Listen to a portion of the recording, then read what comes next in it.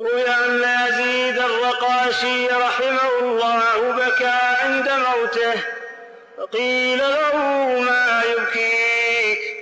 فقال: أبكي على ما يفوتني من قيام الليل، لأن ربنا تبارك وتعالى ينزل كل ليلة إلى السماء الدنيا فيقول: من يدعوني فأستجيب له، من يسألني فأعطيه، من يستغفرني فأغفر له.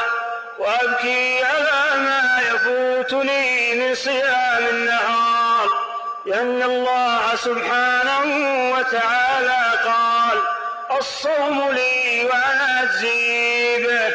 وأبكي على ما يفوتني من مجالس الذكر، لأن نبينا عليه الصلاة والسلام قال: ما جلس قوم مجلسا يتلون كتاب الله ويتذاكرونه بينهم إلا نزلت عليهم الرحمة وحفتهم الملائكة وذكرهم الله في من عنده.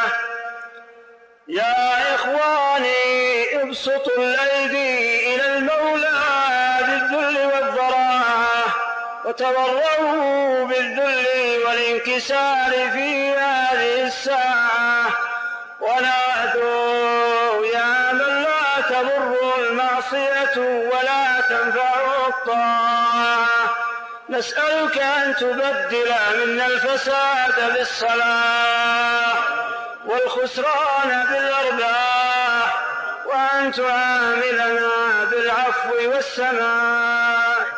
اللهم ارحم عبادا غرهم طول إمهالك وأطمعهم دوام إفضالك، ومدوا أيديهم إلى كرم نوالك. إلهي ارحم غربتنا في القبور، وآمنا يوم الحشر والنشور. إلهي وفقنا لما يرضيك وجنبنا معاصيك، واجعلنا من عبادك المفلحين. واغفر اللهم لنا ولوالدينا ولجميع المسلمين الأحياء منهم والميتين برحمتك يا أرحم الراحمين. وصلى الله وسلم على نبينا محمد وعلى آله وصحبه أجمعين.